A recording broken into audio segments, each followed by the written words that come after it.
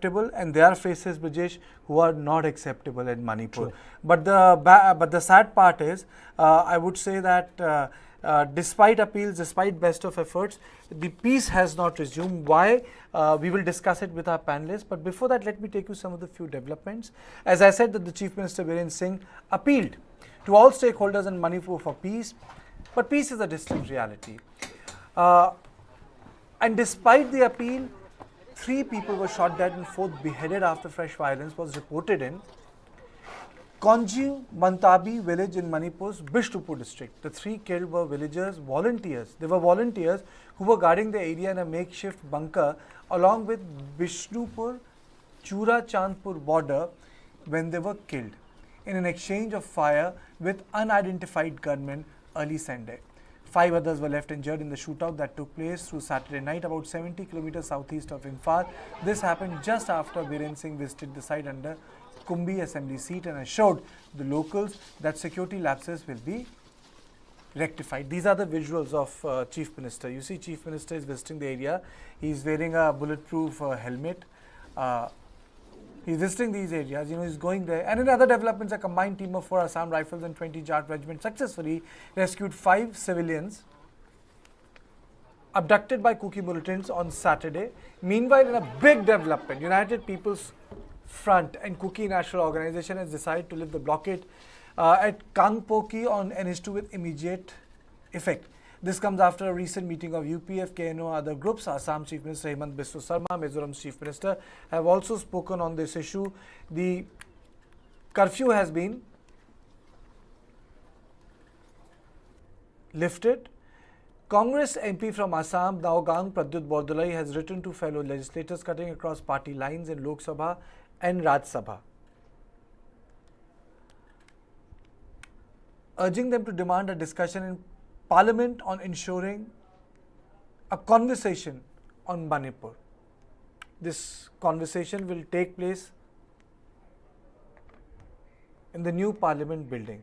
Now, before that, let me ask you, how do you describe these killings, Biren Singh going into interiors, and despite that, people have been killed? How do you take note of this fact? Well, I think it's a telling sign of the fact that yes, Biren Singh was pressurized to resign. He did not resign, and now he has started visiting the troubled area, which is Chura Chandpur, Kangpokpi and others, which has been the epicenter of violence. But as we have been discussing, Kartikeya, for almost 2 months now, one of the biggest worry for the government is going to be the control on violence. People are being beheaded, people are being killed, and it was a killing which happened on wee hours of Thursday morning, which propelled which singed the entire state of Manipur into further crisis and had put so much pressure on Chief Minister Biren Singh. I think the biggest problem or biggest challenge for the government are twinfold. First, to control the number of weapons which are out there.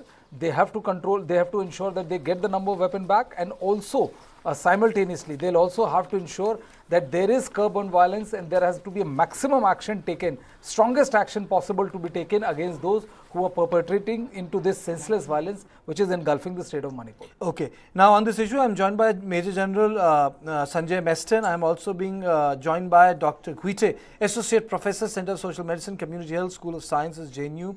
I am also being joined by Professor Bhagat Oinam, Concurrent Faculty, Special Center for Study of Northeast India, Ranjana Thayyam, Executive Member, World Meitei Council, and Reverend Sithau, Spokesperson, Kotu. He'll be joining us soon. But first, I'll immediately go to Professor Bhagat Oinam. Professor Bhagat.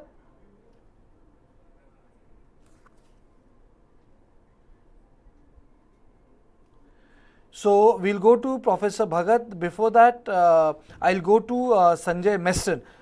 Major General Meston, what explains this violence? 3 shot dead, 1 beheaded in clash. Village volunteers got attacked. Kartikeya, good morning. Absolutely. See, with whatever is happening, one thing is very, very clear. The violence continues unabated. That should be the entire focus, how to finish off this violence. And let me tell you, I have been always reiterating it has to be done in a political manner. Armed forces can only control and suppress a certain thing, and even the armed forces today are having limitations in their functioning because the free hand, the way an army operates or the Assam rifle operates, there are a lot of restrictions and there are issues. So to sum it up, this violence continues and it is going to be bad in the longer run because now I think the wounds have become so strong between the two ethnicities. I wonder as to how it will be resolved because this has been a deliberate attempt to seed the sow the seeds of General Saab, how yeah. important is this visit of our defense secretary to two-day visit of Myanmar in which he is discussing illegal trans-border movement, transnational crime, drug trafficking, smuggling, We have sent defense secretary to Myanmar. Yeah, very true. It is a good attempt, but let me be very candid. The visit is something which is required, and we have to tell the Myanmarese military not to allow. But let's look at the Myanmarese military. Are they so effective? Our defense secretary will rightfully convey our concerns that cross-border this infiltration should cease and all the support should cease. But everything is happening from across the borders, and Myanmar army is as it is so corrupt. How will their orders percolate down to the lowest ranks? There is a nexus of total corruption there in the Myanmarese army. So nothing. It's a good gesture. It's a good attempt, but on ground, how it will manifest, that remains to seen. The Indian Army chiefs have visited. We have had so many visits there. We have been even gifting them military equipment. But on ground, the situation, what happens is that Manipur is always supported by external agencies. And I've been reiterating it, China is benefiting. And obviously the conduit is the Myanmarese army. So I really don't feel on ground situation would change much. This has to be resolved internally, and internally means when I say it has to be resolved at the state level. And this is where we have been talking about since many days, and perhaps it is going out of control. No headway is being made. Karthik. Okay, now Madam Guite has also joined us. Madam, I just want to know that why Bishnupur has become epicenter of violence now. Rahul Gandhi was there, the blockade took place. It is around that area that the women came out again. The movement of army. Then again the violence has taken place. Chura Chandpur I understood, but why Bishnupur? Why Bishnupur in last 10 days? Kartikeya, good morning.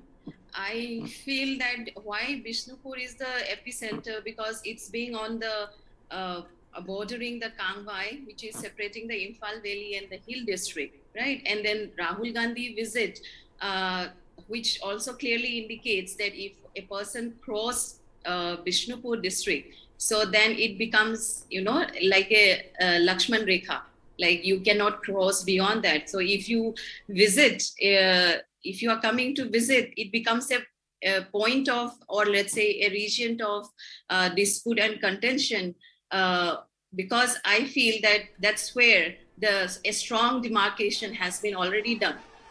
So, and also adding on to that, like what you are asking me regarding,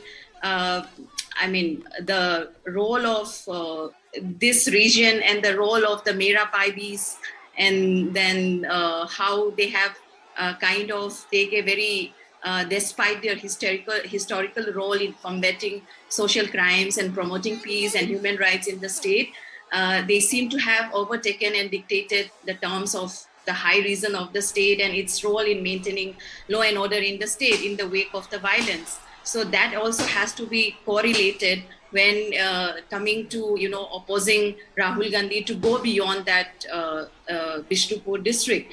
And also how the love and hate relationship between Biren Singh and the Mera Paibis. So all this and the kind of drama which has taken place during the resignation and how they have been in the front line, the Mera Paibis in the front line in, stopping the armies, in not letting themselves do their work, and then how they have been used for a popular vote, or let's say for Biren Singh to gain people's confidence saying that, you know, he has have the support of the majority of the people. That's why he has retracted from his resignation. So all this kind of happenings and series of events also kind of pointed out why that area has become a point of contention in, and there are various other reasons also. Maybe I can come later on. But absolutely, Dr. Gite, Professor Bhagat also joins us. How are you, sir? If I'm not wrong, you visited Imphal, sir? I am right now in Imphal. Oh, wonderful. Internet connection is first very thing I would, bad, so Professor you can't Bhagat, get except in the I have government offices. I have no question for you Am in this conversation. Am I audible? You are audible, and I have no question for you. You tell me what you have seen and what you have felt.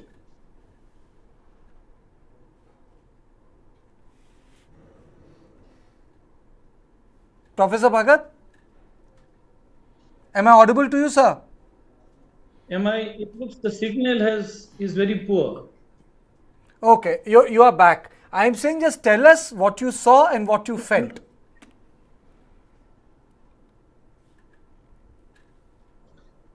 See, I am still in Manipur.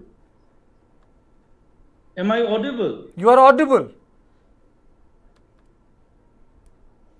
Hello, Kartike? Yes, yes. Am I audible, Kartike? Yes, you are audible. Please go ahead. I am putting up my video because the signal is very poor. So I was in the site where Chief Minister visited yesterday. I wanted to go up to the bunker, but they stopped me. But luckily, when Chief Minister climbed up, I also followed. So situation is very tense. What is happening is these poor villagers, they are inhabited in the foothills. Am I still audible to you? Oh yes, you are audible. You are audible. Yeah. This meitei villages is in the periphery, and they are in the foothills, and they were building bunkers in the top of the hills to protect themselves, and they were going in the group of 4 or 5 around the clock. But unfortunately, they had only 2 licensed guns, double barrel, and one of which was not working. So around 12 at night, the Kuki militants came with sophisticated gun, and they could not challenge them enough. And the 2 of them were shot at the same time at the moment. One was shot, but he tried to run away, but then he was killed with knife. Half of his head was chopped off, and then the 4th one ran down. Luckily, he survived. So I could speak to the father of the person who who fled away unhurt. Now the thing has happened. What Kartike is, it has become like a civil war, which initially I was reluctant, and perhaps it was not there earlier. It was only the Kuki militants trying to attack and create havoc in the villages. Now the Meitei side also, what I am told is many surrendered insurgent groups, personals, they have joined the ranks. They are trained ones, they surrendered, but they have also joined the people. And many are also trained. So is the case in the Kuki side. So it is almost like, politics are also armed, and they are also trained in both sides, and they are into this. It's like a clear battlefield, and the army and the police forces were hardly visible. So perhaps this is how things are going to happen for a few more days. And people are very angry. I can see from the Meitei side, women's coming out. Their everyday walk of life has been disrupted. And the people were going in the paddy field, but then they were shot, targeted from the far away with gunshots. So they are scared to go to the field. So they are all very angry and anxious that normal life is not to be seen. It is very, very disturbing sight. Professor Bhagat, you know, in my interaction with you, you have used words in a very restrained way. First time in some 40 days I have interacted with you, you have used the word civil war. Yeah, for the first time I'm using this because I was in Delhi, Kartike, you know it. So always you are governed by your rational self and the idea of a peaceful life. But when you go to the field, you see how people are entire, the houses are almost no one is staying. People have come out in the streets all across the road, and there is a voice of anger, anxiety. Then, what is also surprising for me to see is many youths, the meitei youths from the city, they have come up with vehicles, SUVs, and many are willing to go for battle. They are ready to go up. But then those who are trained militants, they are stopping and they are saying there are people in the front line. If there are anyone who is shot or injured, then you can go up. So it is like a very well planned fight that is going on. Even I wanted to go to the bunker where these three mighty guys were killed. But I was stopped from going there, saying that is very risky. Only when Chief Minister went up, I followed. So this is the situation in which it was. I spent around 5 hours there the whole day. Okay, Professor Bhagat, what about food, water, other things? Are they available to common people? Interestingly, yes. I mean, people are. It's like you remember in Delhi when COVID time, people came out in the streets, or some organizations, civil society groups coming out, giving food, langar, water. Exactly, that is happening. Surprisingly, people came, and people even say that they have. Even the people who are in politics or otherwise, those who are little well off, they are touching in money and helping people to cook and supply food to all the people who have come. General Meston, I had this interaction in a track two with Bhagat Saab. You know, we have interacted on TV also. Now he's in Imphal. When he uses the word civil war, what is the first thing which comes to your mind, sir?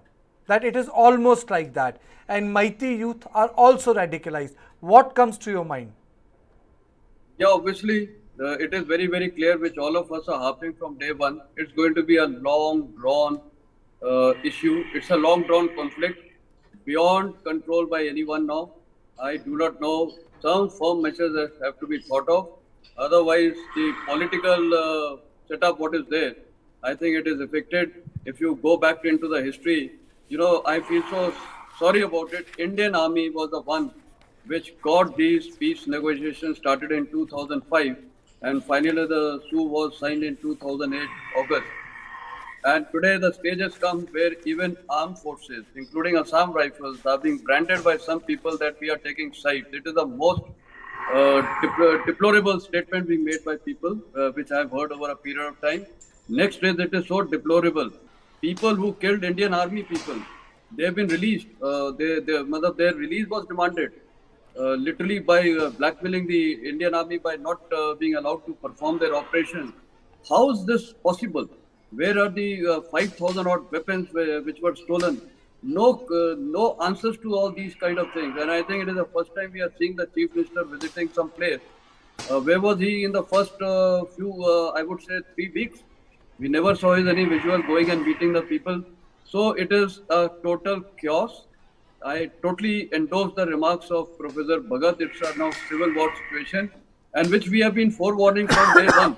If it is not controlled, it will continue unabated, and now it has gone out of control. So that is what I can state in this comment of Professor Bhagat, and I totally agree with him. You know, now I'm also joined by I'm also joined by Ranjana Thiyam, Executive Member, World Meitei Council, and Mr. Reverend K. Sithyo, who will be with us anytime. Madam, you know, Professor Bhagat is in Imphal, and he was telling me that what he did not realize in Delhi, was that radicalization which has happened within the Meitei community also.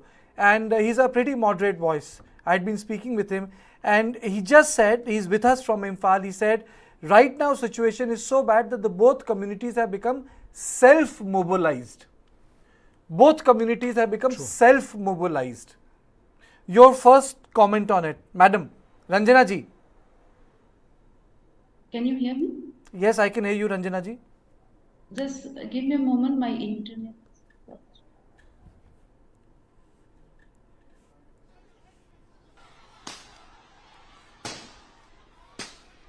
I think the source has, I think there's a bit of a problem with source.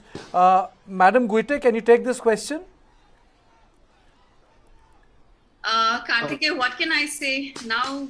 I mean, seeing the situation, the ground reality, and then the recent beheaded and killing on both sides, I am praying for God's intervention. What bigger price to pay that people of Manipur are Indians?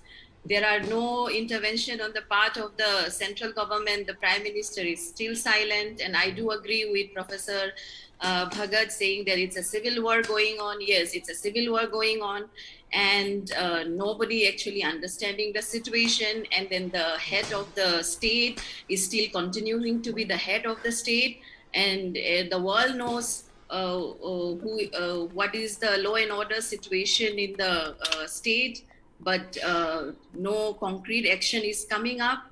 And then like the people of Manipur are led either to sink or sail with the whatever going on of the violence.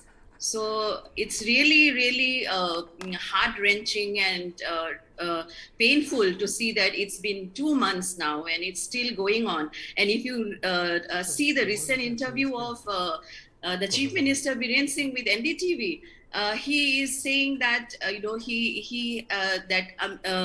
the Home Minister Amit Shah ji has come to stabilize the situation. Modi has sanctioned 100 crores for rehabilitation.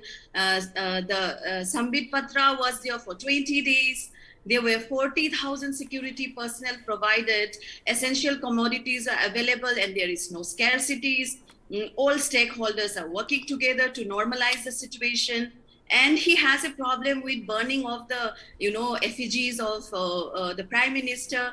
And he said he doesn't care whether his effigy is burnt or not, but he says that government has completed 6 years and we have done everything for the people in all the development areas. And he was narrating that what triggers him to go for his resignation. But what I think, when you are talking about Biren Singh, Gurju took his name because, I forgot the bites which I wanted to play out because he gave a huge interview, 18-minute long interview to one of the news agencies. Let me play out those bites for you so that we know what I'm talking about and why I'm saying that he made all the right sounds after he defied the center who tore his resignation letter, that Friday drama which took place. So after the Friday drama, when he realized that he was still sitting pretty, he started on a conciliatory note. हम नहीं बोल सकते ये है करके, लेकिन देखिए मणिपुर जो है नाइबरिंग विद म्यांमार और म्यांमार के साथ साथ चाइना रह गया, तो अपने बॉर्डर जो है अराउंड 398 किलोमीटर्स ये पोरस है, अनगार्डेड है। तो इसमें क्या क्या हो रहा है, अपने इंडियन सिक्योरिटी फोर्स है, लेकिन इतना बड़ा इतना लंबा चौड़ा सबको तो कवर नहीं कर सकता। इसमें क्या क्या होना है, क्या क्या हो सकता है, ये तो एवरीवन कैन इमेजिन, कुछ भी हो सकता है। लेकिन ये जो अभी हो रहा है इसमें भी वी कैन नॉट डिनाई और we can not also say कि है बोल भी नहीं बोल सकता, लेकिन ना भी नहीं बोल सकता। इसको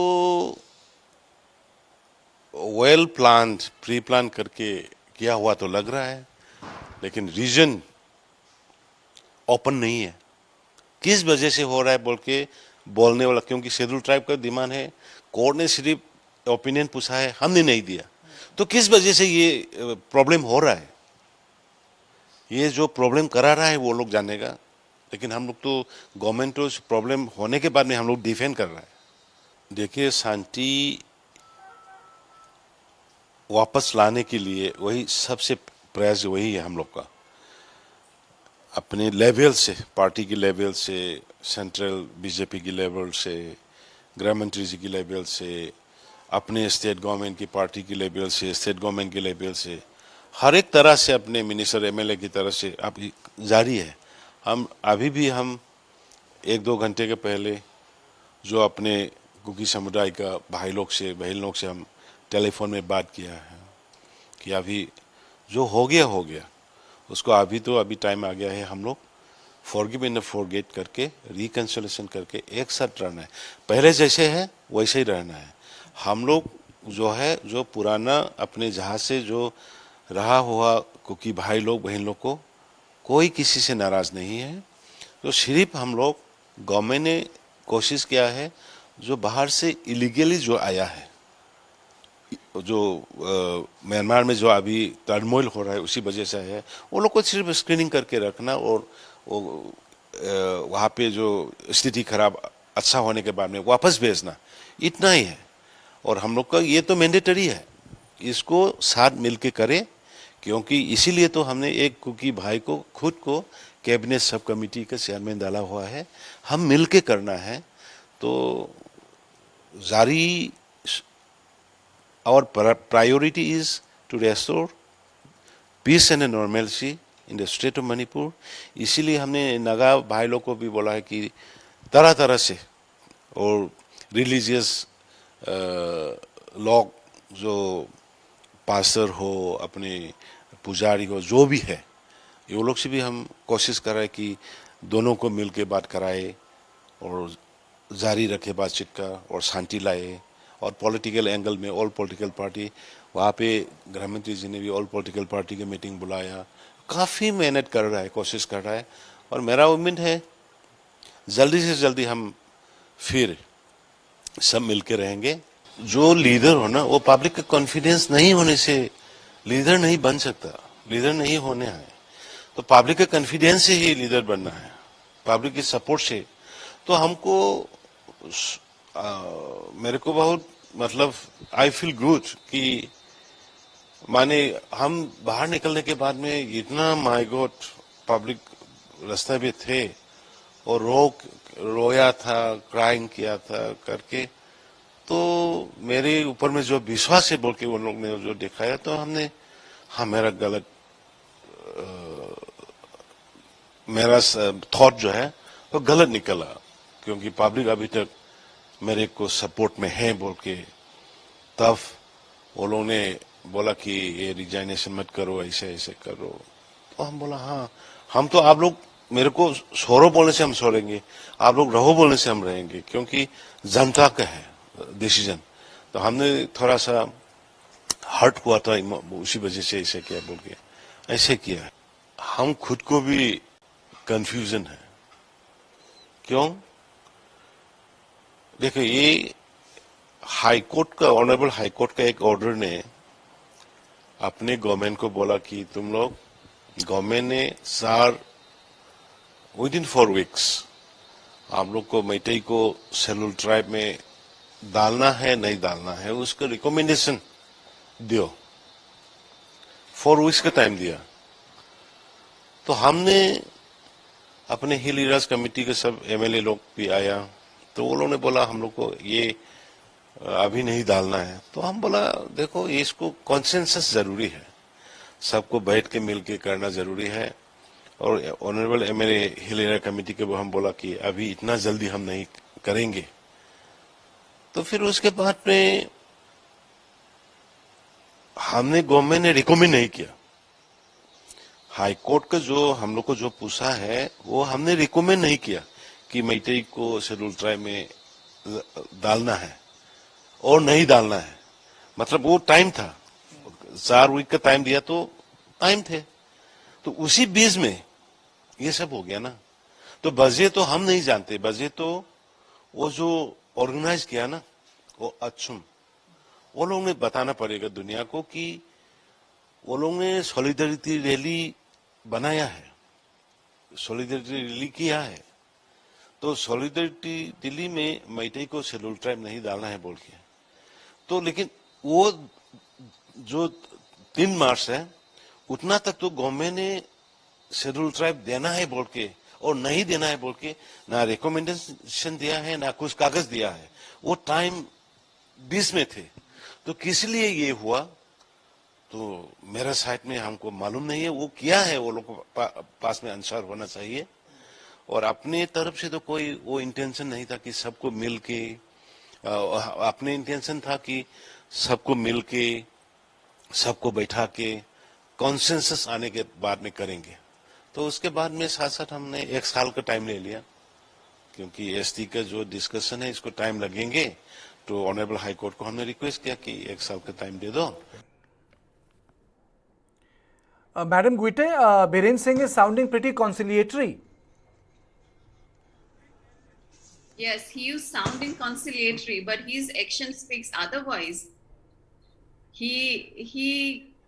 I mean, when it comes to visiting the, victims of the rights, or whatever we call it now, the civil right or the ethnic cleansing, I mean, his action reflects indirectly that he represents only the majoritarian community, and he has no concern about the rest. I mean, at this juncture, he's sounding very reconciliatory. I mean, when things are going so, in a very deep-seated hatred, and things is not, coming out in a very peaceful way. So at this juncture, after engineering the ongoing clashes, killings, I really don't understand. But the point is now, to me, it doesn't matter anymore whether he's reconciliatory or he is in a, trying to shift the blame to either to the people, how it started. He doesn't know. How is it possible that he is the head of the state, and how come he doesn't know? How can he act so innocent about what is all going on? So what matters most now is how can one bring out a long-lasting peaceful solution. One can be a temporary solution, and then the second can be a permanent solution to it. So he talks about the public confidence which they have in him. And he said he cannot give a separate administration, the territorial integrity of the state will not break. And I mean, to me, if you are the head of the state, you should take a moral responsibility of what is going on. You should rise above your biases, which you have towards the ethnic communities and diversity, which is in Manipur. And you should create an entire new atmosphere in the state so that peace and justice can come in. But him heading the state, I think that new entire atmosphere of, trust cannot come. So he's holding that position of the chief minister is a big question mark for the state, and that is also one of the main reason, according to me, why till date there is no peace prevailing in the state, because he has always been one-sided, and his majoritarian politics is playing out very badly. And all this, the resignation, which I feel is he is trying to neutralize any attempt by New Delhi to help him to account for the complete breakdown of law and order in the state for over 2 months now, and also to dismiss him and impose president's rule in the state. And secondly, to send out a very strong political signal to his rivals and to the center that he continues to enjoy widespread popular support among the meiteis in the valley areas. And thirdly, I would say this is to trump Rahul Gandhi's message of empathy, love, and care. What else? Okay, I'm also joined by Reverend Sithu, spokesperson Kotu. He's joined with me, with my input editor Brijesh Pandey in this studio. A very warm welcome to you. You must have heard Biren Singh. Sure. Yeah, sure. And Biren Singh said that he changed his mind to resign because he felt that he's being supported by a large number of people. All right. Is it a correct statement to make? Would you please repeat the question? I was, yeah. He made a statement that Yes. he's being supported by a large number of people. You must have seen the drama Yes, outside his yes, home. yes. Do you agree with that? That he has large support in Manipur? I think you have answered your own question by using the word drama. I think that itself is I think that itself is the answer to your question. In fact, it was a drama, and everybody says, and it is very much clear about that, because there are also a large section of people within the Meitei communities who is against him.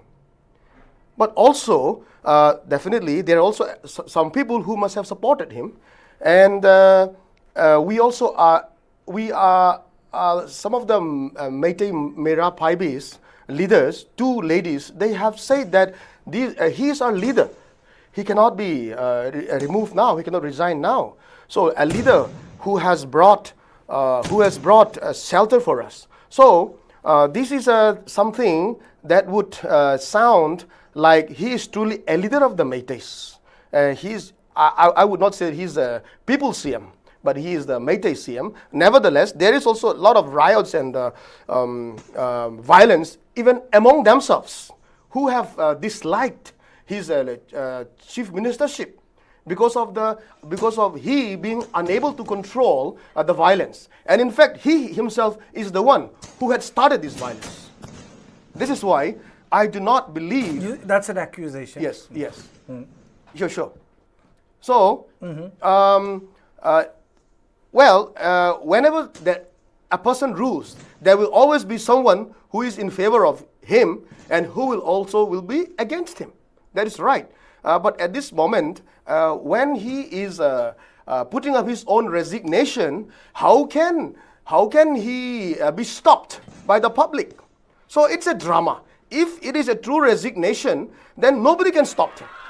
Nobody can stop him. And the central government, looking at his disqualification of being unable to control the violence, I don't think that he should be just avoided just because of a voice of a few group of people. Reverend, do you think that just change of chief minister will change anything on ground? Let me be the devil's advocate here. Yes, yes. Let me be the devil's advocate. I cannot assure that changing of the chief minister, I cannot assure that will bring anything better or worse, but it is a high time for him to step down, because I'm not saying that if he steps down, things will get worse or better, but it is he himself who had started this violence. And if you would ask me a question on this, I can have a lot of proofs. But since you are not asking me to this question, I will not bring that. But he is the one who had started this. Would you? That's an accusation. It's not just not an accusation. There are a lot of proofs. So, for example, you happen to be the chief minister, or you. We can say that it happened. Yes. Under his nose. I would say, like a journalist, right. As a journalist, okay. I would say I can accuse him of It happened on his allowing watch. the violence under his nose. As a chief minister, Under his he's nose. morally responsible. It happens under his nose, and when things happened in his own eyewitness and under his nose, and he has the ability to control. So he is not controlling; he is encouraging indirectly. For example, you are the boss of your company, or you are the boss of any of the organizations. As a journalist, Reverend, if you don't mind me butting you, I would say, as a journalist, I would say Yes. that I can criticize him for his incompetence. But I can't say that as a chief minister, Yes. he incited the violence. I think that's a very tall statement to make, because I am accusing a person without any proof. But I can definitely, as a journalist, say, boss, this happened under your Sir. watch. You are morally responsible for the violence. Sir, okay, answering to your question, it was in December 20, whether it was it was be September, October, or December, still like ending of last year, 2022, he made a claim. You must have seen in the video also, I will declare war against you people. He himself had said that. Did he mean drug terrorist? this, who are the drug terrorists? Should we go on deeper about the drug terrorists? No, anyway, I said that I'm going to be the devil's advocate here. Yes. So I'm going to take contrary position to every position. Please go ahead. Please go ahead. Yes. Okay. So on this, I'm going to get Professor Oinam Bhagat. Professor Bhagat is a very well-known name. Okay. He is an Imphal. Okay. Professor Bhagat, please tell me first of all, you wanted to come in, and then first tell me what is happening in Imphal. Yeah, just two quick things to Reverend, with all my respect to him. See, we have to, it's very easy to blame the Chief Minister, but the ground reality and also the rules under which administration is being carried out is very much more complex. So blaming one person is just to make him a scapegoat. So if you want to make him a scapegoat, fair, fine, I have nothing to do with that. But the point is, Reverend would also know that that there are peace treaty, what you call SU, suspension of operation, between 24 to 25 insurgent groups of the Kuki Jaw community with with central government and the state government. So they are not supposed to shoot at each other. Okay. So that is one. And it is under that Assam Rifles also claims that they are helpless, they cannot do. But the point is, if you begin the real violence that started on 3rd of May, it started from that peace march, which unfortunately was mixed up with the insurgent groups with arms, right? And the state police in Churachandpur completely failed. Intelligence of the state police in Churachandpur completely failed, where 90% of the police forces in Churachandpur are Kuki Jaw people. And that is also a fact. One can always cross-check it. Chief Minister is also looking after the home. He is responsible, definitely. But more than that, the chief of the police, the DGP, is a Kuki Jaw person. So squarely he is much more responsible because the command.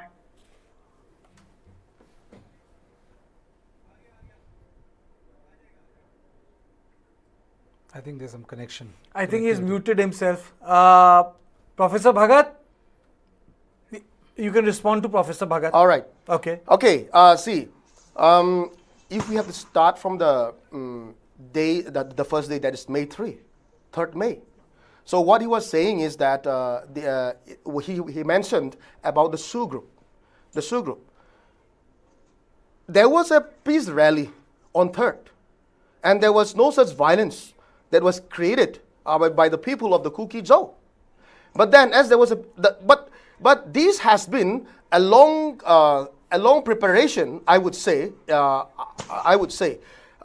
for them, because that has been in their mind, instigating themselves against the Kuki Jaws, because for all these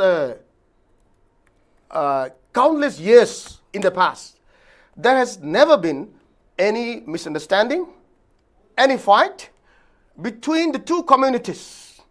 We have been living so peacefully, and we never expected that we would have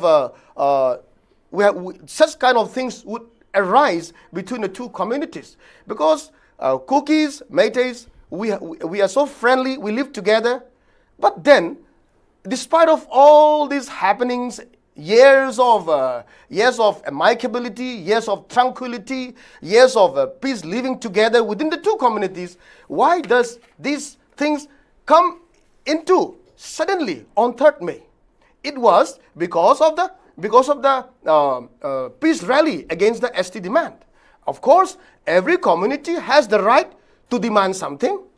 At the same time, every other community also has the right to oppose such a demand if they wish that it is rightful or wrongful whatsoever. So while having that peace rally against the ST demand, they began to attack. And then they began to burn the centenary, the monument. So that was the case. And coming to the point of the Sioux group. So the Sioux group, of course, whether it is the Sioux group or the Kuki volunteers or whatsoever it may be, if I'm not wrong, so far, I think 99% of the attacks have come from our Meitei communities. And when this attack comes from somebody else, for example, now I'm attacking you. You're saying, Reverend, 99% of the attack? Out of 100, I'm sure 99% Okay. would come from the Meitei. Okay, you have made, Reverend, you have made one point. Yes. Because Professor Bhagat is in Imphal. Professor, could you just complete your point? And again, I would like to ask you, what is happening in Bishnupur? Why so much of violence is taking place there? Okay. Again. Yeah, Kartike, thank you. I'm sorry because I have come in a government office requesting the officials to reach out to you because the story should also be told from this side, from the ground. Reverend, you are a man of God, but I'm Yes. absolutely sorry to say that you are absolutely lying. You're telling absolute lies. Yes, please and go ahead, this sir. is not acceptable to a person who is man of God. Yes, please go ahead. What do you mean by 99%? Yesterday, what happened? It Yes. all happened because Kuki militants came and shot down these 3 Meitei villagers.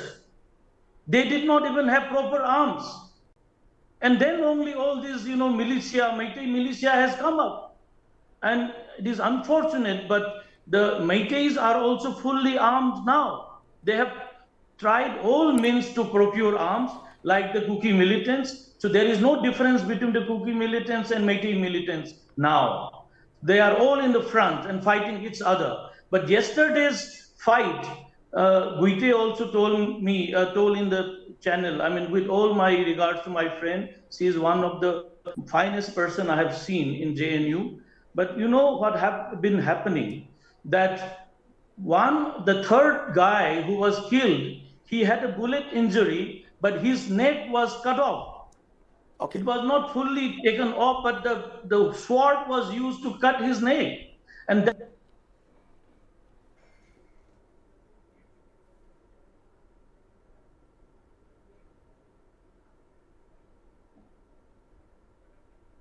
Yes, unmute yourself, Professor Bhagat. In the meantime, Kartike, till we get to Professor Bhagat and get the connection, I would like to update our viewers about this Manipur Supreme Court happening.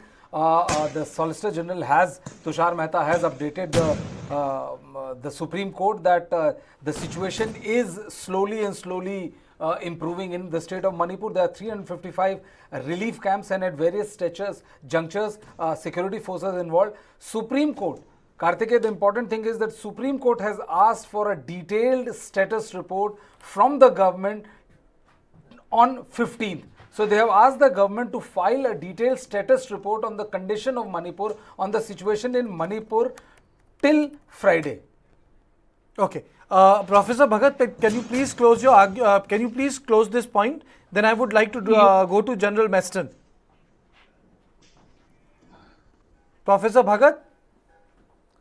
do you want me to log off? No. Professor Bhagat, you're audible. Tell me. I was telling this point that, all this beheading and all that, this is very unfortunate, but then in a lighter vein, the Northeast is well known as head hunting communities. So Kukis have hunted heads, Nagas have been hunting heads, Meitei have also been doing it. After we became Vaishnav, we stopped all this, but then somehow Kukis have provoked our old habit. So we are all head huntings now. So our reverence should now accept that we Meiteis have become tribals. We are as ferocious and unmindful like the Kukis and the Nagas. So we are all in the same boat. So let us also become scheduled tribe now. So Okay, this sir. is cutting of the head and beheading. It's not about that. You have also been doing and people are doing it. Very unfortunate, very sad. But that is the reality that we have to accept. Now the point from my side. Reverend, I'll give you a chance. Professor Bhagat, I have not seen you so angry in any of my show, even in the track 2 which I held. What is happening? This is what सच बताइए, मैं आपको 50 दिन से रोज आपका interview कर रहा हूं, मैं ट्रैक 2 में भी आपके साथ था, मैंने कभी आपको इतना नाराज नहीं देखा. What is happening? Tell me, out with it. See, the whole problem is that when the central forces and state forces are defunct, for whatever reason it may be, it was incapability of the army, paramilitary forces, or state forces, or there is a certain deliberate silence in the state forces, that is central as well as the regional forces, that has led to anger in the people, both in the Kukis and the Meiteis. Unfortunately, Kartike, Kuki civilians and Meitei civilians are all armed now. The difference is that for the Kukis, what I hear, most of them have left the place, gone to Guwahati. Whoever can afford, left the places, moved to other cities. In the case of Manipur, lots of Meiteis have joined this armed fight, which is very strange. But the anger has become so much that Meiteis are left undefended. So they feel that if we don't fight back, we will be killed by the Kukis in any case, like yesterday it happened. So the best way of defense is being offensive. And unfortunately, the forces, the government forces, the central and the state forces are almost mute spectator. Meston साहब, What do you do in this? ठीक है, आपने बात बोली भगत साहब. I'm really taken aback. You have been one of the most moderate voices on this show, and for you to feel something like that after going to Imphal calls for at least a conversation. General Meston. Yeah, I have heard this gentleman. I need to respond. I'll come to you, Reverend. There's a lot of time in the show. All right, okay. Yeah, I've heard this gentleman, and I think he's got no business to comment on the efficacy of the Indian Armed Forces. He's made very, very strong statements, and I'm quite sure everyone in the armed forces will not like it. And I'm going to rake up this issue with the army chief, that such kind of people need to be sorted out. How can this man even comment on the functioning of the Indian Army and the Assam Rifles? Is he part of the system?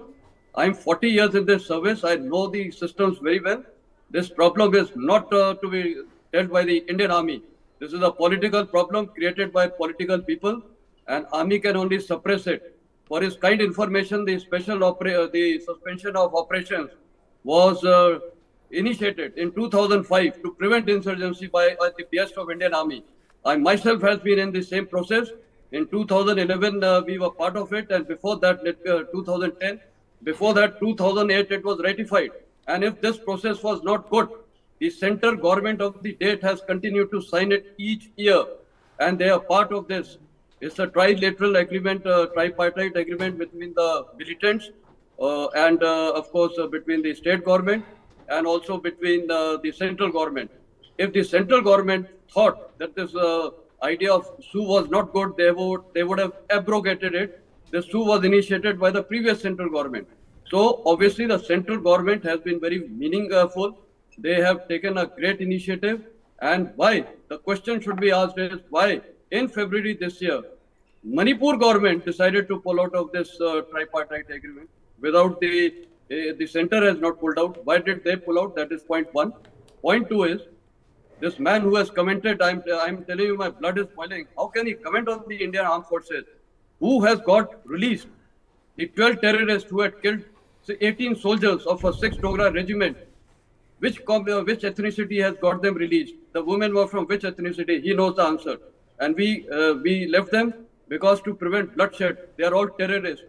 And if he is telling that there is only terrorists in one particular ethnicity, I think I will remind him there are major organizations of the other ethnicity.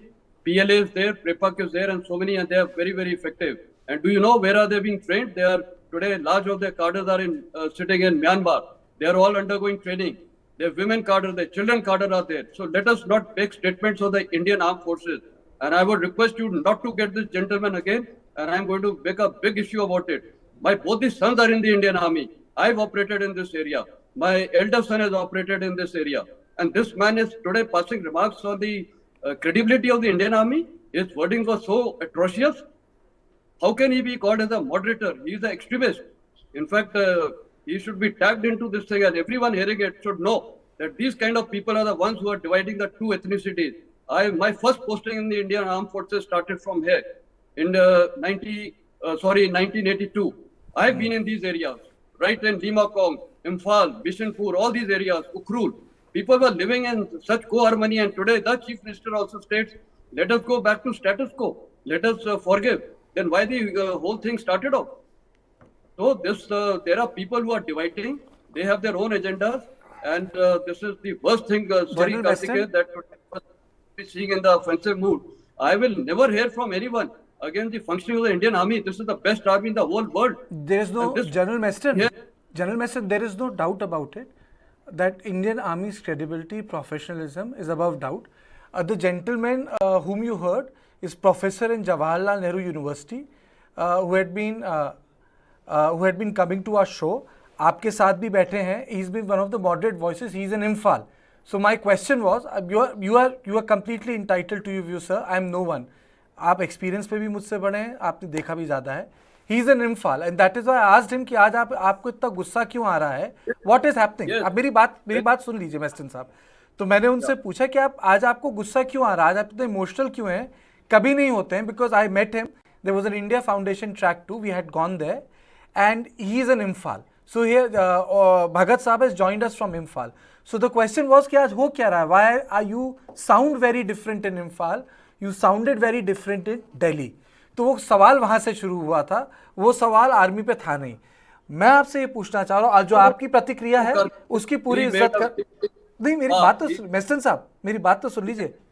he made a remark on the function of the Assam Rifles and Indian Army. No, absolutely right. There is no, it's like preaching to the converted. There is no argument on that. मतलब आप मुझसे बोलेंगे there is no argument on that.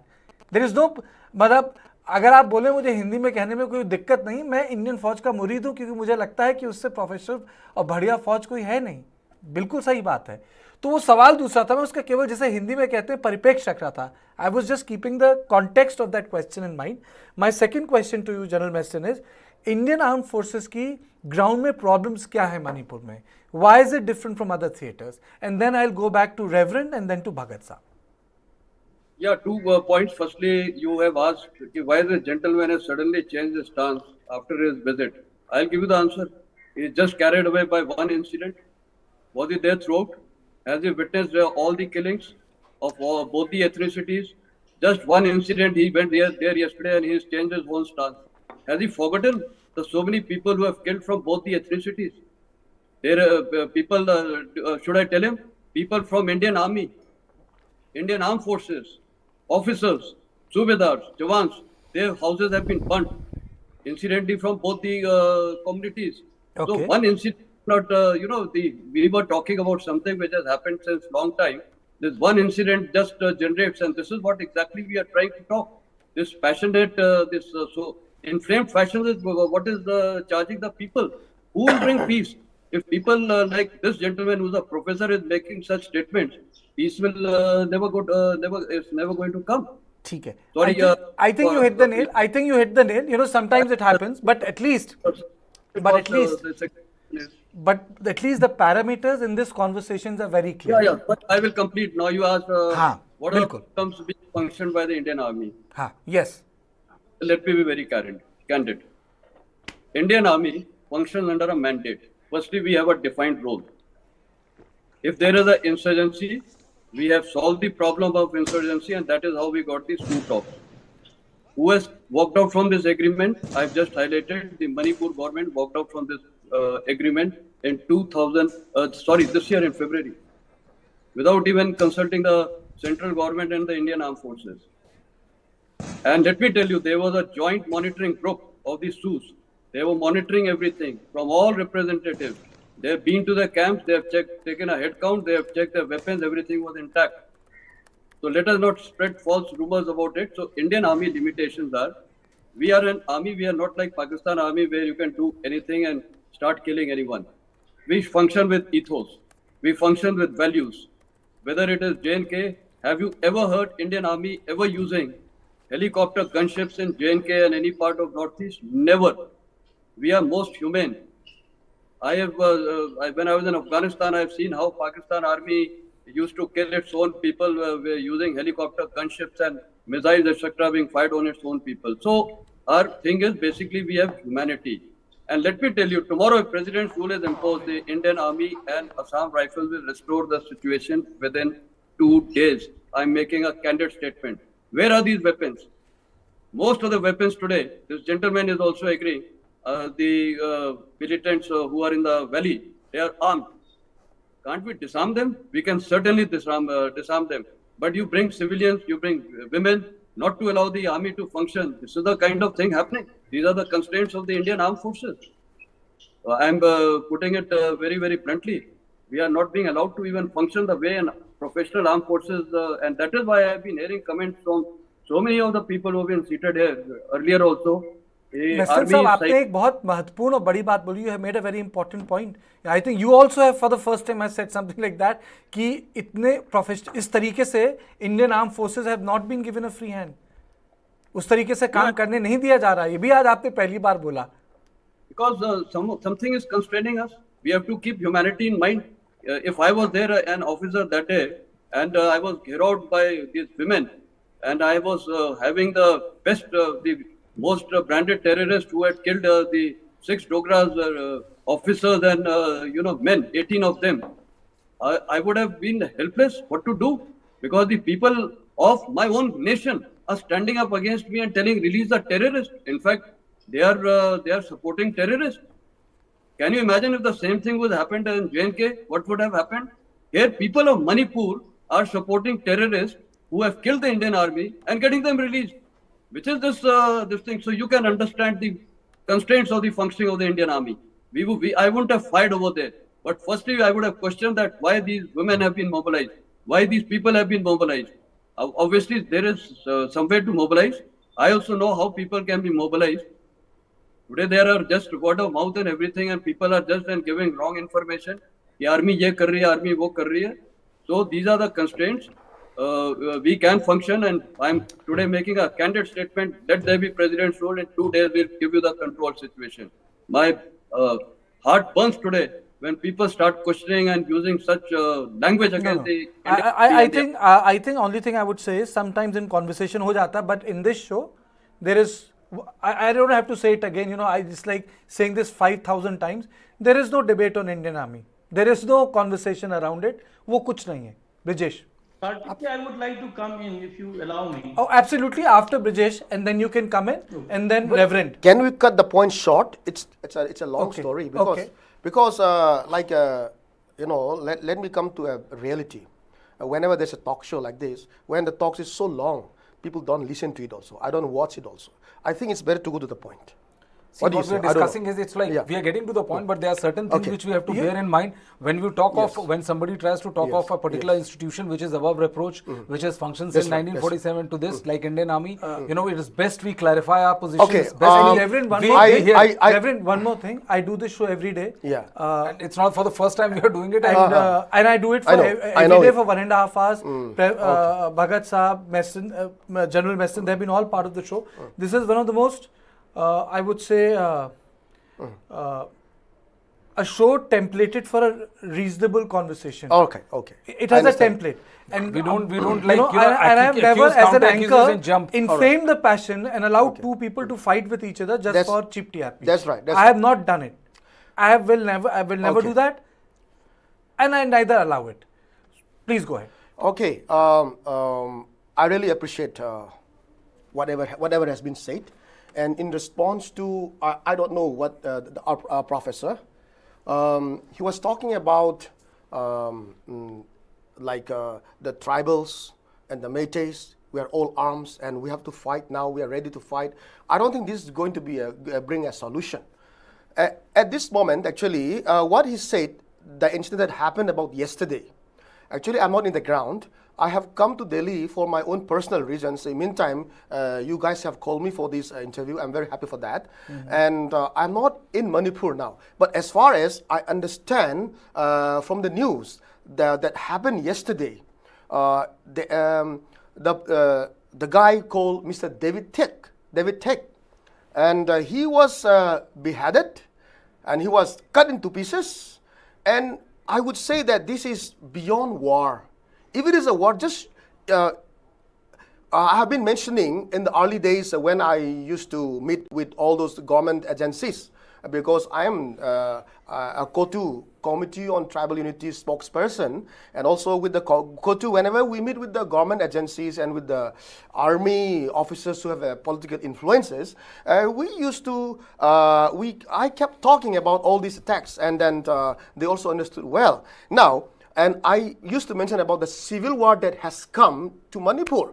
The word civil war has only been a word that has been read in history, but we had never experienced. Now it has come to us between the two communities. It's very, very sad. Now, if it is a civil war, I am not, while condemning the word civil war, but it is beyond, much more a war. Beheading someone and cutting into pieces and putting the hat on the gate, that is really a gruesome terror. Now, I do not want to make a play, have a game blame, or I'm sorry, a blame game. A blame game, or accusing one another. At this hour, there is no point of accusing the meiteis. There is no point of accusing the Kukis. But your first question to me was about the chief minister. I'm always in the topic. You asked me if the chief minister is removed. Do you think the condition will get better? That was you asked me. And I was also talking about the chief minister who is behind this violence. And you said that it is accusation. It is under his nose. Now, my point... I said as a journalist... As a journalist, yes. I cannot say that. I can You say cannot that say the that. violence you happened under his nose. You can only say that, that the violence has been perpetrated by the chief minister when you have 100% evidence. If you have 100% evidence, you can go to the court. And yes. Now, even concerning all these truths, we have also presented to Union Minister and even to AK Misra, the interlocutor, who had come to us personally, visited us, and also we had presented this truth to Amit Shahji, our home minister. And they are very much aware of all this. And we have also presented all the video footages. Because in the beginning, I was not interested to speak about the violence that erupted on 3rd May. But because a professor had mentioned, I'm bound to say this. So while the violence kept going on, in the middle, the police commandos, the state forces, they were the ones to attack the Kukis. Even in Imphal, they are all video footages, which I'm sure you might have been aware of it. And the same was also submitted to Amit Shahji, our home minister, and even our union minister, even to Mr. Kuldeep Singh, who is presently the security advisor in Manipur. Every video footage has been submitted to them. And the police commandos, the state forces, are somehow they captured the video by themselves. It was not the cookies or the journalists. It was themselves who captured the video, not knowing that this situation would go to this high, and that at the later time, not knowing that this would become a proof for us. But we have all these evidences in the video. Now coming to the point. You said to the point? Yes. You said to the point? I'm to the point. To the point? All right. Now how do we resolve this? I know it's a very... yes. Now my question is, if our honorable chief minister, if he knows all these things and still not stopping it. So that's what I'm saying. When something happens under your nose, when something happens under your eyewitness, so when something happens under your own knowledge, under your administration, and you don't stop it, I think you must be blamed for that. You can be blamed for that. You can be blamed for it. There's another word which politicians use against each other: incompetence. Yes. But you can't say that you perpetrated it. That is where my disagreement is. Because if it is, then for that there are police station. But as a journalist, I can say it happened under your watch. You couldn't control it. But to say you did it is a grave charge, which I disagree. If you could not control it, then either you have to resign. Fair point. Or there is no disagreement there. Just tell me. Or Absolutely. someone. See, that is what I'm saying. That Let me continue. Please, if you have been the one talking. If you cannot continue, if you cannot control it, either you have to resign, or someone who is above you must make you step down. Okay, Mr. Bhagat. Yeah. Okay, with my respect to General Weston, see, if I made him feel somewhere that I have said so derogatory remarks against the military, you are absolutely free, sir, to charge me of anything. I have my regards for the army, and I have said it earlier in front of you that military has been much more disciplined compared to the Assam Rifles. I don't know if you remember. My name is Professor Bhagat Oenam for your kind information. You're absolutely free to charge me for anything. I stand by what I say. But when Kartikeji asked me what is the ground reality, and it is very, very disturbing situation under which one sees, and it's not only one incident. I'm fully aware of how the events have unfolded from 3rd of May and even prior to that. So there is already a fact-finding committee, and I hope the fact-finding committee comes out very well, clearly how it started. We must not just come to the peace without justice, because you can have an argument sitting around the table and you say, all right, everything is fine. But how it started is also very important. In many times when such violence happens and peace takes place, the instigator of the violence goes scot free because they are politically charged, they are politically connected.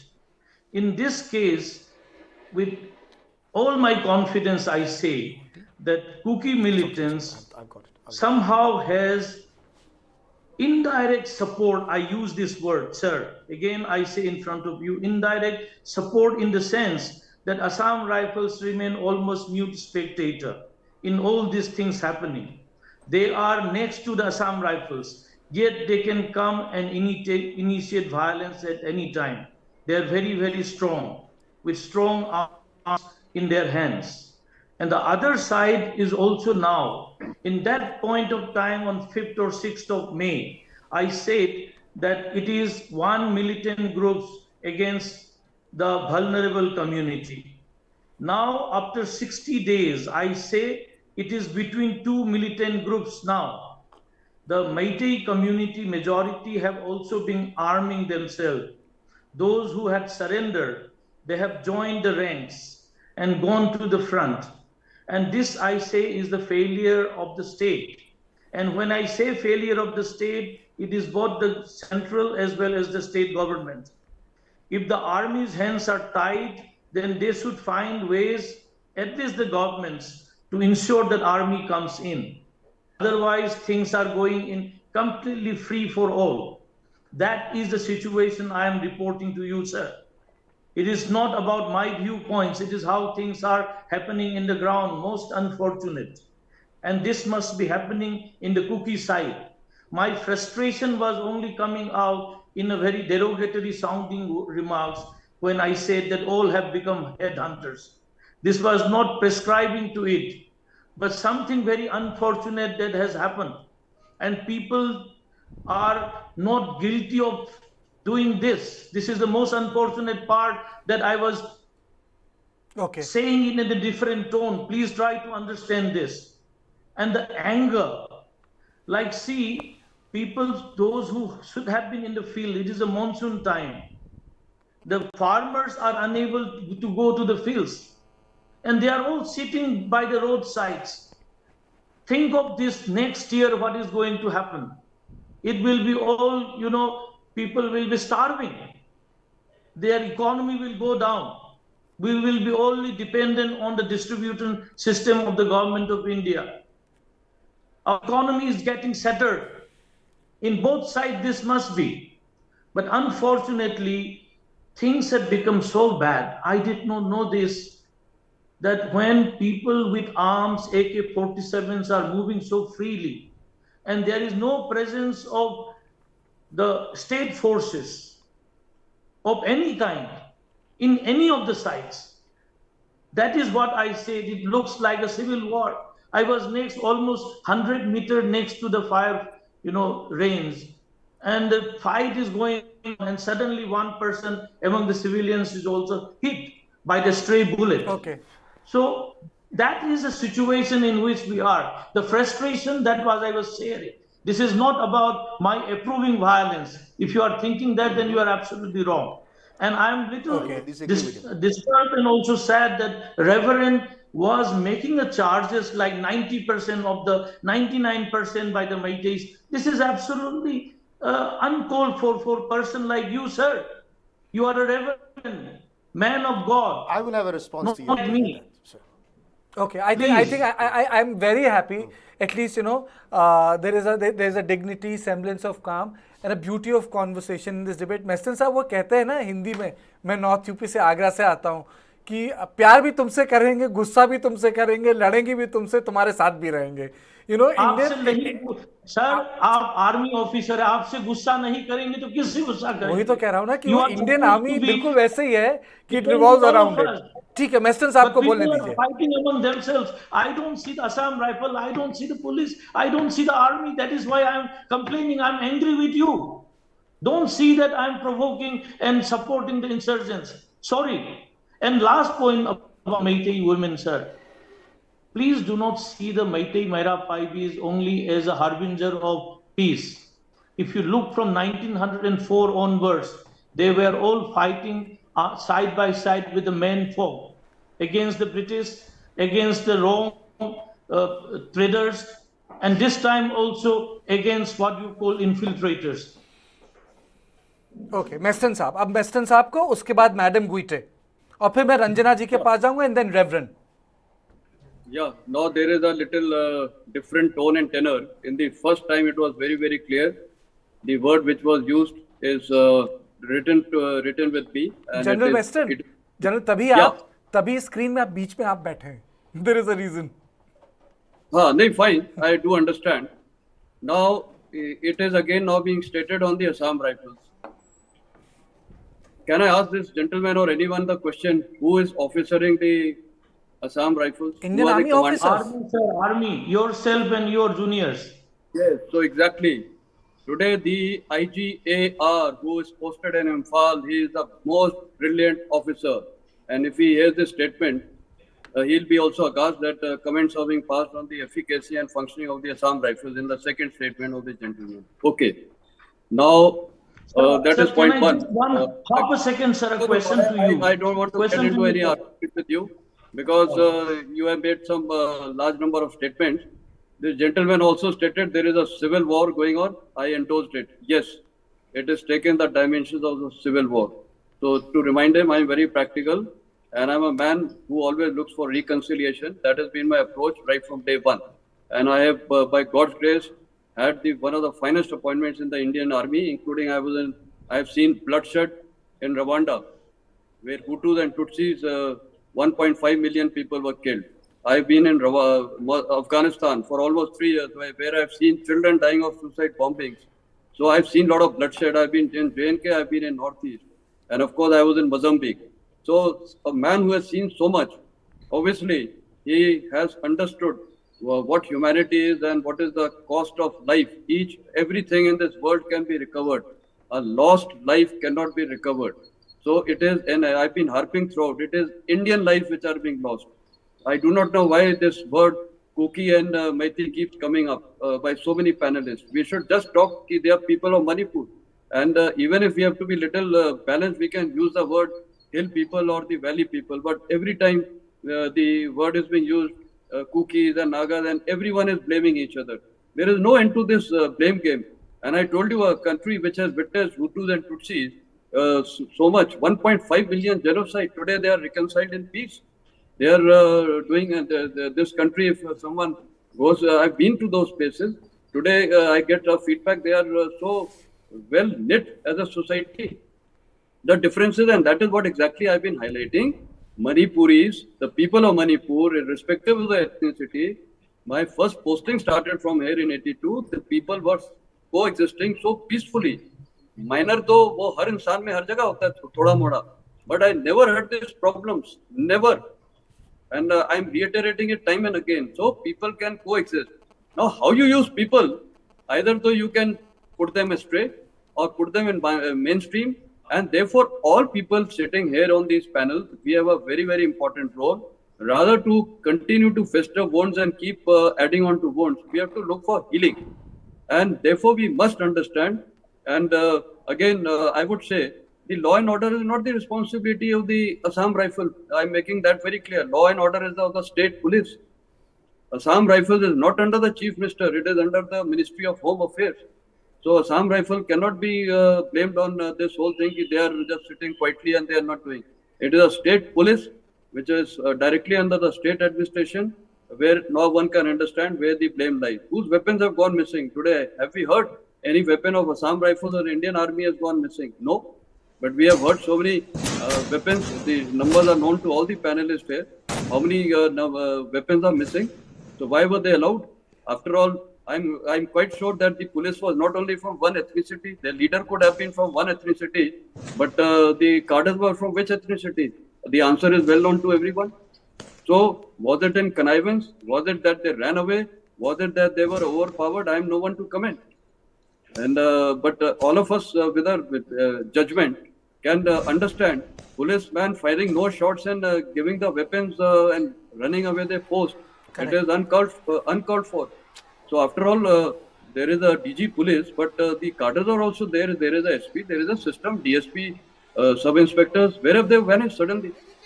After all, I can't agree. Then every time drug issue is brought out, I have been reiterating, drug is not by one particular ethnicity. It is a conduit. Everyone is involved. Police is involved. Political people are involved there. Everyone is involved. Now, who's involved? Answers are well known. Someone may be very honest and upright who does not want drugs. So all these cartels are not that it is particular ethnicity or anyone. Drugs are coming into Punjab today. Who's sending it? Pakistan. Who's on this side? We Indians. So who's involved into it? We know it is our Indians, fellow Indians. No, we can't say that they are from particular community or particular tribe or so and so. No. So this is what we have to understand, and therefore I actually compliment Karthikeya, you and Brijesh and your efforts. Actually, you are the only one who are trying to do reconciliatory by taking the debate in, not a debate, the discussion and the views in such a discussion. Every time you only ask one question, what is the way out? And if you also recollect, I've been only, for one person, I've been talking only of the way out. तभी तो Meston साहब बार बार आपको क्यों मैं ब्रिजेश बोलते हैं बोला है, क्योंकि एक you know this is like जैसे भगत साहब ने बोला, you can not have piece without justice.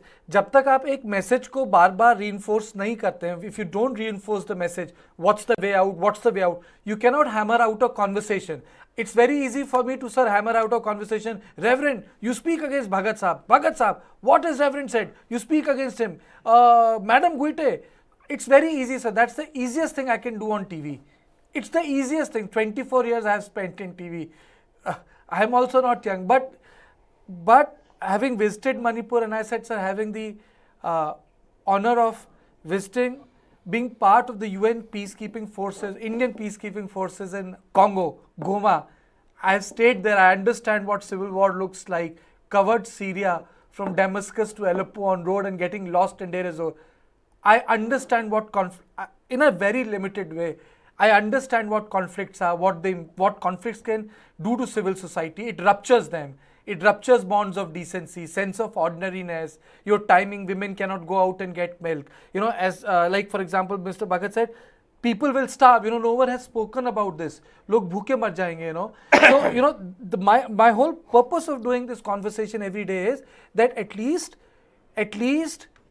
temperatures will come down one day, and one day I'll be very happy to say there's nothing to report on Manipur. I'm waiting for days and I'll say there's nothing to report on Manipur. Today I'm going to do a story on Mizoram, and tomorrow I'm going to do a story on Arunachal Pradesh. Actually, I am desperate looking for that timeline which say Manipur ka ho gaya, let's do a story on Assam. वहाँ बहुत दिनों से story नहीं की गई है. That is the only reason. Reverend, to you. All right, thank you. Yeah, giving a respect to especially our professor. Well, we should expect a debate, an argument, and this is a place where we are trying to, you know, justify one another. Justify you know, Reverend, what is a good debate? Yes. That once it is over, we can come back again tomorrow, look into each other's eye and say, can we have another debate? All right. That's a good debate. Okay. Or else it's a bad debate. Now, if मेरी debate खत्म हो जाए, जिसमें my guests cannot speak to each other, I have done a bad job. I appreciate the maturity of our professor, but I would like to counter to what he said.